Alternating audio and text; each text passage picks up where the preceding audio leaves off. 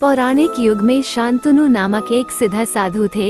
इनकी पत्नी भी एक सिद्ध धर्मपरायण नारी थी। कहानी उस समय की है जब शांतनु और उनकी पत्नी बहुत वृद्ध हो चुके थे और उनकी आंखों की रोशनी भी चली गई थी। इन दोनों का एक पुत्र था जिसका नाम था श्रवण कुमार। श्रवण कुमार बहुत ही सरल स्वभाव का व्यक्ति था। माता पिता के लिए उसके मन में बहुत प्रेम एवं श्रद्धा थी। वो दिन रात अपने माता पिता की सेवा करता था, अपने माता पिता का बच्चों की तरह लालन पालन करता था। उसके माता पिता भी स्वयं को गौरवशाली महसूस करते थे और अपने पुत्र को दिन रात हजारों दुआएं देते थे।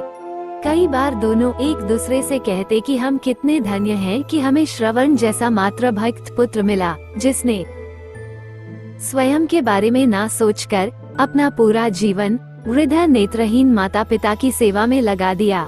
इसकी जगह कोई अन्य होता तो विवाह के बाद केवल स्वयं का हित सोचता और बूढ़े नेत्रहीन माता पिता को कहीं छोड़ आता और खुशी से अपना जीवन यापन करता।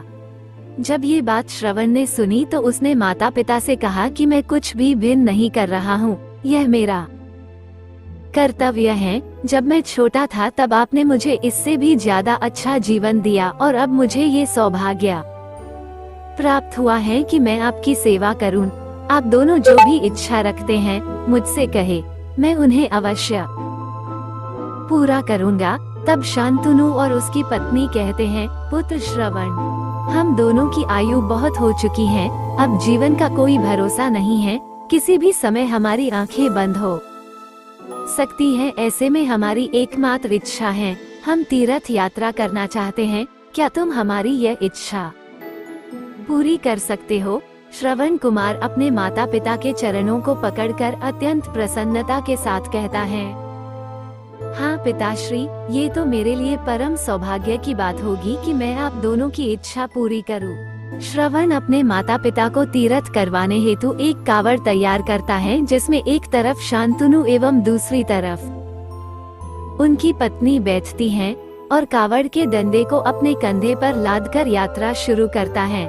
उसके हृदय में माता पिता के प्रति इतना स्नेह है कि उसे उस कावड़ का लेशमात्र भी भार नहीं लगता।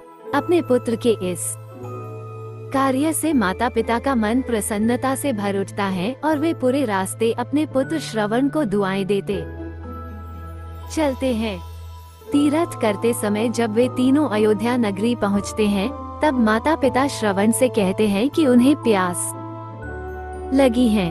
श्रवण कावड़ को जंगल में रखकर हाथ में पत्तों का पात्र बनाकर सरयू नदी से जल लेने जाता है।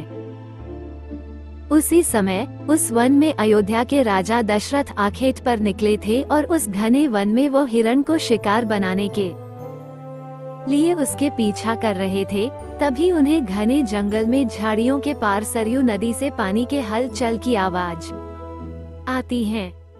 उस हलचल को हिरण के पानी पीने की आवाज समझकर महाराज दशरथ शिकार के उद्देश्य से तीर चला देते हैं और उस तीर से श्रवण कुमार के हृदय को आघात पहुंचता है, जिससे उसके मुंह से पीड़ा भरी आवाज निकलती है, जिसे सुन दशरथ स्तब्ध रह जाते हैं और उन्हें अनहोनी का एहसास होता है और वे भागकर सरयू नदी के तट पर पहुंचते हैं, जहां वे अपने तीर को श्रवण के हृदय में लगा देख भयभीत हो जाते हैं और उन्हें अपनी भूल का एहसास होता है। दशरथ श्रवण कुमार के समीप जाकर उससे क्षमा मांगते हैं। तब अंतिम सांस लेता श्रवण कुमार महाराज दशरथ को अपने वृद्ध नेत्रहीन माता पिता के बारे में बताता है और कहता है कि वे प्यासे हैं, उन्हें जाकर पानी पिला दो और उसके बाद उन्हें मेरे बारे में कहना। और इतना कहकर श्रवण कुमार मृत्यु को प्राप्त हो जाता है।